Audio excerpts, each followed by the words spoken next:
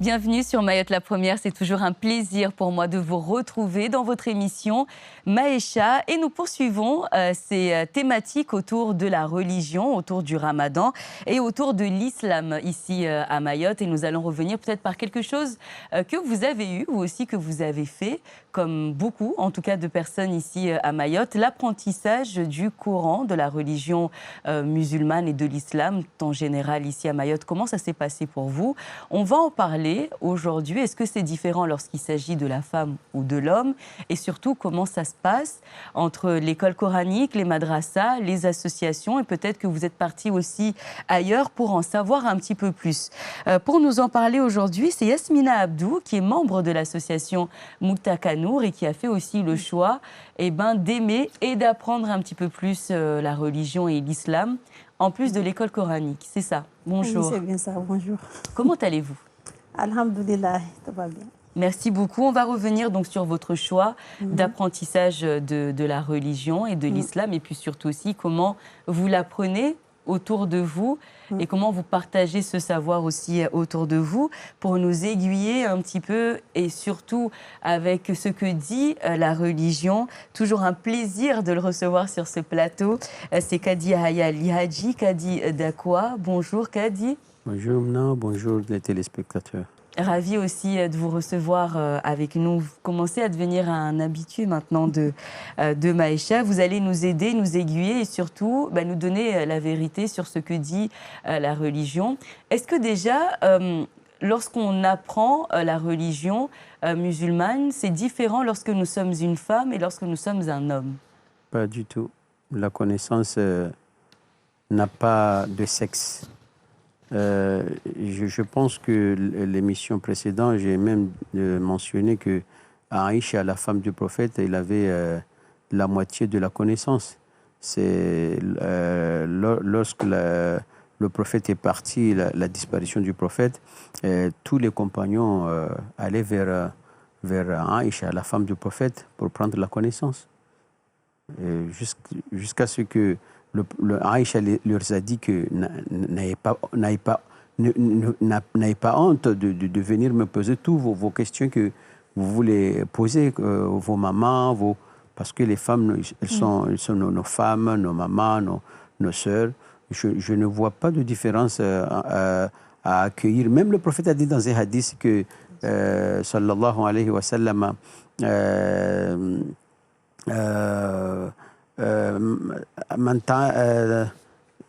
excusez-moi, le hadith, le prophète dit que talibul ilm faridatun ala kulli muslimin wa muslima. Talibul ilm, chercher la connaissance, faridatun, c'est obligatoire, ala kulli muslimin wa muslima. À un musulman et à une musulmane. C'est la même chose. Même j'allais un peu plus loin. Le prophète même a dit dans un hadith concernant les femmes de Médine, le prophète a dit que Rahimallahu nisa al-ansar, que Dieu bénit les femmes de Médine. Ces femmes-là, lam yamna'hunna al-haya'a fi din. La pudeur ne les a pas freinées d'apprendre le religion. Donc, il n'y a pas de différence. Il n'y a pas de différence. Après, c'est une question de choix. Yasmina, parlez-nous d'abord de vous. Comment est-ce que vous avez commencé à apprendre tout ce qui est autour de la religion musulmane? Machallah, tout débute à la maison, dans le cadre familial, parce que les parents ont un grand rôle à jouer dans la famille. Donc, mes parents, j'ai commencé à la maison. Les parents ont commencé à m'inculquer le respect, à lire un peu le Coran. Après, ils m'ont amené à l'école coranique d'avant, au Chioni. Donc, ils ont demandé l'autorisation du Fundi. Avant, ça se faisait tellement avec des modalités. Donc, le Fundi a accepté. Et voilà, j'ai appris plusieurs choses de la religion, apprendre à lire le Coran, le Barzanji, le Toyba al-Asma, le Bouddha.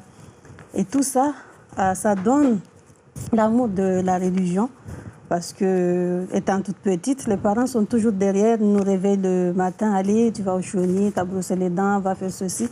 Du coup, c'est très important que les parents soient derrière les enfants en bas âge pour les aider à la quête de la science. Surtout moi, j'ai eu la chance de vivre à Mabuzo, de vivre dans plusieurs villages de Mayotte parce que mon père était enseignant.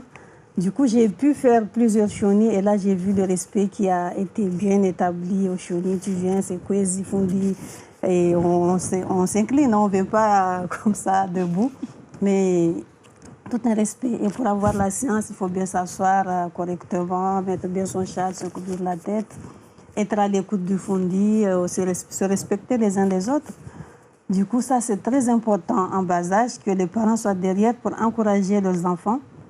Mais ensuite, une fois qu'on grandit, il faut que chacun, on est tous des hommes réfléchis, il faut que chacun s'intéresse pour la religion, on est des musulmans.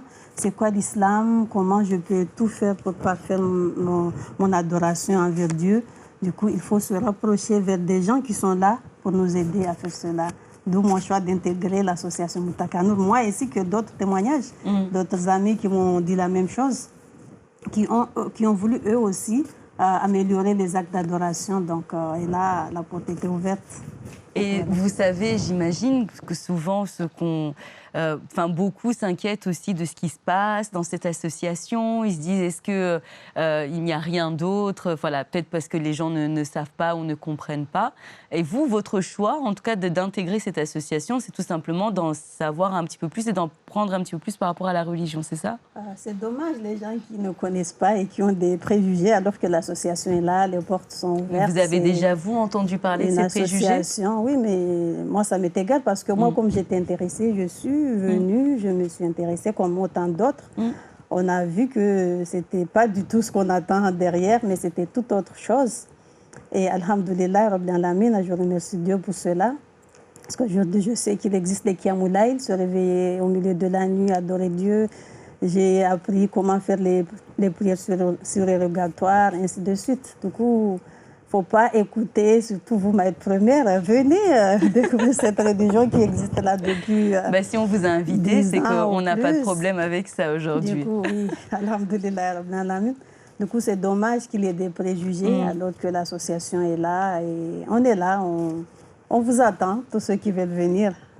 Voilà. Soyez les bienvenus. Pour en savoir un petit peu plus. Exactement. On va continuer en tout cas à en parler avec vous puisqu'on sent qu'il y a beaucoup d'amour autour de cet apprentissage et de cette recherche de la connaissance autour de la religion musulmane. D'ailleurs, dites-vous, qu'est-ce que vous conseillez? Elle a parlé du Chioni, on est tous passés par cet endroit où on n'apprend pas que le Coran et que la religion musulmane. On apprend aussi des règles de vie, le savoir-vivre, le respect. Ensuite, il y a les madrasas. Ensuite, il y a d'autres endroits où on peut apprendre. Il y a les associations. Vous, aujourd'hui, qu'est-ce que vous conseillez réellement? Et peut-être aussi un petit pincement au cœur, vu que les Chionis disparaissent de plus en plus à Mayotte.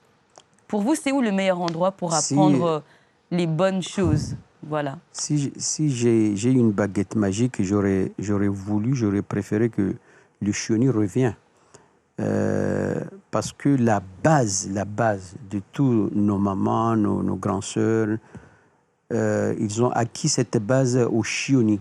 Parce que au Chioni, j'allais dire, il y a le vrai éducation. Parce que quand on parle de Chioni ou madrasa, bon, on parle de l'éducation. Mais moi, je vais aller un peu plus loin. Comme a dit Victor Hugo, l'éducation, c'est la famille qui la donne. Et l'instruction, c'est l'État qui la doit. Moi, je veux un peu plus loin, je veux dire que l'éducation, c'est vrai, c'est la famille qui la donne. Aussi, c'est le Chioni qui donne l'éducation. Aussi même, l'école laïque donne l'éducation. L'État même donne l'éducation par ses réseaux sociaux. Et la rue aussi donne l'éducation. Comme il y a un sage qui a dit que éduque ton enfant, si tu ne l'éduques pas, comment dirais-je, si tu ne l'éduques pas, il sera éduqué dehors. Mais avoir d'éducation dehors, c'est dur. Tu es avec ton enfant à la maison, il sort dehors, il revient, tu entends des gros mots qu'il est en train de parler, toi-même tu te demandes, mais où est-ce que cet enfant-là a appris ces mots-là? C'est pour cela que les parents de nos jours-là, on a un rôle vraiment à fond. Parce qu'on éduque, mais les autres là éduquent aussi. Alors ça a besoin tellement d'un effort. C'est pour cela que le chioni là, comme on a tout passé là, wallahi, c'est la base. Les madrasas, on nie pas les madrasas aussi, mais c'est pas tellement à fond. Parce qu'on imite les écoles publiques, la façon de... L'enfant, même quand il s'assoit par terre, c'est déjà quelque chose. Il sent déjà que non, je suis il faut que... Je suis à fond de telles choses. Mais rester dans les bancs, la modernité a tout pris les bases de... Donc pour vous, le meilleur endroit pour le respect, et la religion, etc., c'était au Chioni. Bon, ça, je pense qu'on est tous d'accord là-dessus.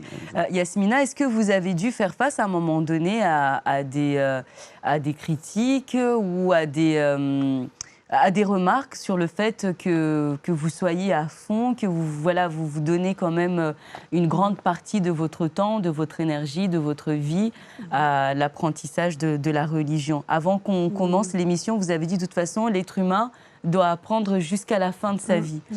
Est-ce que vous avez dû faire face à un moment donné à des remarques ou à des personnes qui ne comprennent pas que vous soyez trop dedans? Non, pas forcément, parce que c'est un choix. Donc, les gens, en plaisantant, ils peuvent dire ça, mais comme c'est un choix... Qu'est-ce qu'ils disent en plaisantant? Jaoula ou un truc comme ça. Parce que s'habiller correctement, on appelle jaoula. Pourtant, c'est l'accoutrement que Dieu veut d'une femme, qu'elle se couvre correctement. Du coup, c'est des choses comme ça, mais moi, ça ne me décourage pas, parce que le plus important, c'est d'apprendre à adorer Dieu. Et avec l'association Moutaka Nour, moi, comme les autres, parce qu'au Chioni, on apprend les barzangués, le Bouddha et tout. Mais avec l'association, j'apprends à connaître c'est qui le messager de Dieu, il vivait comment. J'apprends à connaître l'essence du barzangué que j'avais appris par cœur en étant au Chioni. Et aussi dans nos madrasas, on ne s'assoit pas à terre comme au Chioni. Et tout ça, j'ai fait que, moi, quand j'ai intégré l'association, j'avais un regard pour voir est-ce que c'est conforme avec les Chioni ou pas. Et j'ai vu que c'est une continuité de ce que j'ai eu quand j'étais petite. Et qu'est-ce que vous pensez justement des jeunes qui sont... est-ce que vous avez dû, à un moment donné, tous les deux, faire face à ces personnes-là qui n'apprennent pas au bon endroit et qui partent parfois qui font la rencontre de mauvaises personnes en s'appuyant sur les bases de la religion? Est-ce que, par exemple, autour de vous, vous avez eu, en tout cas, vent, connaissance de ces personnes-là? Après, chacun a son choix. Oui, chacun... Par exemple, moi, je vois que ça, c'est la meilleure chose. Donc, je suis... Après, si ces personnes-là trouvent que ce qu'ils sont en train de suivre, c'est la meilleure chose, ils sont libres. Mais il faut que chacun de nous cherche la science, se demande est-ce que c'est la bonne voie, est-ce que c'est la mauvaise voie. Et puis, quand on se rend compte qu'on est vraiment d'accord, ça, c'est la bonne voie, bien qu'on suit. Après, on verra bien l'au-delà. C'est Dieu qui juge. Ça vous fait pas peur, vous, Kadi, qu'en ce moment, on voit de plus en plus, elle l'a dit tout à l'heure, elle est revenue un petit peu sur le style vestimentaire de la femme, comment elle doit s'habiller correctement, c'est-à-dire les bras couverts, le châle sur la tête. Sauf qu'on voit de plus en plus aussi des jeunes femmes voilées. Là, elle est avec le salouva, donc ça va. Mais est-ce que ça vous fait pas peur, justement, que ces jeunes femmes, par exemple, qui disent « nous, on va apprendre » et qui reviennent avec une autre science et d'autres choses dans la tête, contraire à ce qu'on peut nous apprendre à l'école coranique à Mayotte? Avoir la connaissance, c'est pas que je suis allé étudier, papa, et je reviens. Parce qu'il y a des mentalités, il faut tout apprendre, tout. Et il y a parce que il y a même le prophète a dit que si par exemple toi tu es venu avec parce que les savants se sont divergés. Il y a 4 écoles juridiques. Ces écoles-là, chaque école a sa façon de comprendre les textes, les hadiths du prophète.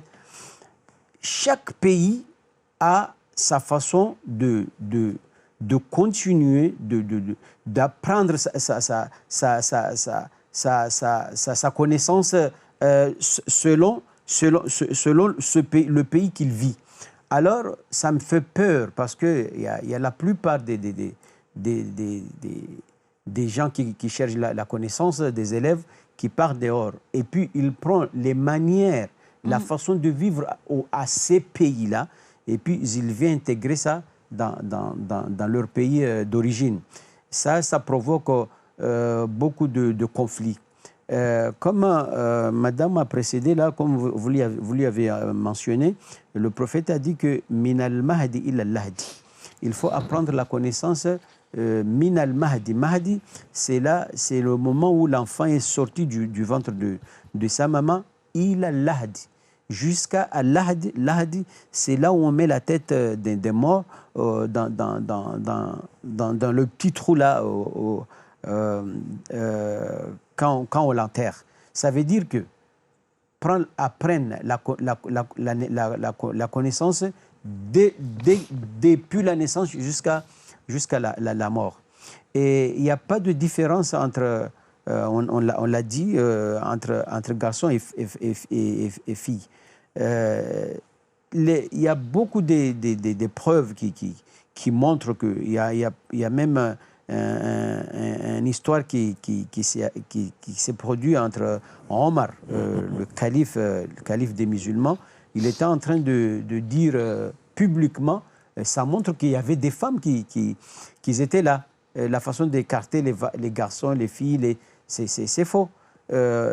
Lorsqu'Omar a déclaré solennellement que je vais diminuer la dot parce que la plupart de garçons n'arrivent pas à se marier à cause de hausse du montant de la dot. Il y avait une femme qui était là. Il a opposé à Omar. La femme avait la connaissance. La femme a dit qu'il y a Omar, pourquoi tu voulais nous prendre ce que Dieu nous a donné? La dame a récité le verset coranique Wa in aradtum istibdala zawjin makana zawj. Si vous voulez changer une femme, laisser une femme aller à une autre femme, marier une autre femme, wa ataytum ihdahunna qintaran, et vous lui avez donné la femme là. Qintaran, c'est un montant sans limite, beaucoup même. Et moi j'ai assisté des femmes qui m'ont dit que le cadi, lorsque mon mari quittait la maison, il a tout ramassé, même le serre-pierre. Ça se fait pas ça. La dame, le Coran dit wa in aradtum istibdala zawjin makana zawj. Si vous voulez laisser une femme aller marier une autre, wa ataytum ihdahunna qintara. Et la femme là, vous lui avez donné beaucoup de biens, de l'argent, fala ta'khudh minhu shay'an. Ne prenez aucun sou. Ata'khudhunahu buhtanan wa ithman mubina. Alors lorsque Omar a parlé solennellement que je veux faire pour diminuer la dot, la dame se levait, il a dit à Omar, pourquoi tu voulais nous prendre ce que Dieu nous a donné? Il a lu le verset, Omar a dit que Sadaqal mar'a wa akhta'a Omar. La femme a raison et Omar a tort. Ça montre que la femme doit apprendre sa religion. Pour ne pas... pour pouvoir se défendre déjà, pour pouvoir connaître ses droits. Voilà, ses droits. Qu'est-ce que ça vous a apporté, vous? Et qu'est-ce que ça vous apporte encore, le fait d'avoir cette connaissance-là? Cette connaissance, déjà, pour les pratiques, on ne peut pas tenir le msaf, le Coran, sans les ablutions. Après les rapports entre mari et femme, il faut faire le grand bain. Donc tout ça, ça s'apprend à l'école coranique. Ce n'est pas dans la rue où, si on ne l'apprend pas, on ne saura pas qu'en tant que musulman, je suis obligée de faire tout ça. Est-ce que le fait justement d'apprendre vous libère un petit peu plus on va dire, la parole. C'est-à-dire qu'on a beaucoup, nous, on le disait aussi un peu avant de commencer l'émission, on est dans cette culture et de la pudeur et du secret, voilà, de ne pas trop se montrer, de ne pas trop se dire les choses, etc. Est-ce que justement le fait d'apprendre toutes ces choses, on en parle facilement ou est-ce qu'on doit au contraire être très secret, très pudique? Pour faire sa religion, il ne faut pas avoir honte, parce que l'essentiel, c'est d'être propre devant Dieu. Du coup, il faut s'adresser aux bonnes personnes et poser les questions. Parce que si on ne s'intéresse pas ou on a peur de poser des questions, tu viens devant Dieu avec des saletés, ça ne se fait pas du tout. Du coup, il est important qu'on apprenne à se purifier, à faire des ablutions, à faire plein de choses dans la religion qu'ailleurs, on ne peut pas le savoir si on ne va pas devant des fundis pour apprendre. Parce qu'aujourd'hui, il y a Internet, il y a Facebook, il y a les réseaux sociaux. Beaucoup vont apprendre là-bas. Donc, ce n'est pas des choses tous les jours, enfin, tout le temps, ce n'est pas des choses fiables. Parce que ce sont des personnes qui les publient. Par contre, les fundis, devant un fundi, dont tu sais dans ta tête que celui-là, il suit la religion de nos ancêtres. Du coup, celui-là, il faut le suivre. Un dernier conseil que vous voudriez donner aux jeunes femmes qui nous écoutent et qui se disent « Oh, j'ai le temps, quand je serai plus âgée, d'apprendre tout ça ». Aux jeunes femmes, tout d'abord, éduquons nos enfants, mettons-les dans les chionis, parce qu'on sait qu'aujourd'hui, beaucoup d'enfants ne vont pas au chioni et on voit bien la différence de quelqu'un qui est passé au chioni et d'un autre qui n'est pas passé, parce que là-bas, on apprend le respect, on apprend tout, la religion. Donc, je les conseille de mettre leurs enfants au chioni et elles-mêmes, d'apprendre la religion, parce que ça va beaucoup les aider elles-mêmes et aussi leur famille. Merci beaucoup d'avoir accepté cette invitation et quelques minutes également à vous, Kadi. Un conseil sur l'apprentissage, sur les familles, les femmes qui nous regardent aujourd'hui. Tu ne peux pas éduquer ton enfant si tu n'es pas toi aussi éduqué, comme vient de mentionner la dame. Comme a dit Rousseau, tout est bon et beau venant des mains de l'auteur de choses, tout se pervertit entre les mains de l'homme. Si l'homme ne voyait pas les gens marcher, il ne saurait pas quoi faire de ses pieds, car pour pouvoir les utiliser, il faut avoir vu les gens s'en servir. Il faut que toi, d'abord, tu es éduqué, comme ça, là, tu pourras éduquer ton enfant. Et ça c'est une responsabilité lourde devant Dieu. Éduquer nos enfants, il faut que nous apprenions. Ne dis pas que je suis... Moi j'étais en Égypte, je faisais mes études là-bas. Tu trouves une maman, ou tu trouves une coco, là, grand-mère, il va aller au chioni. Bon, il va à l'école, bien sûr, madrasa, ou l'école, disons école ou madrasa, et son enfant aussi, il va déposer son enfant, et elle, il va jusqu'à ce qu'il prenne un diplôme. Il ne faut pas dire que je suis grand, je suis déjà dépassé. Non, minal mahdi ila lahdi, depuis la naissance jusqu'à la mort. Merci beaucoup à tous les deux d'avoir accepté cette invitation, en espérant déjà qu'on a levé un petit peu plus le voile sur l'association Multakanour. Et puis si on a d'autres questions, on peut tout simplement venir vous les poser et vous serez ravis de nous renseigner. Merci encore une fois à Kadi. On se retrouve très vite pour vous, pour un autre numéro de Maïcha. Yasmina également, on salue toutes les personnes de l'association qui nous ont permis cet entretien.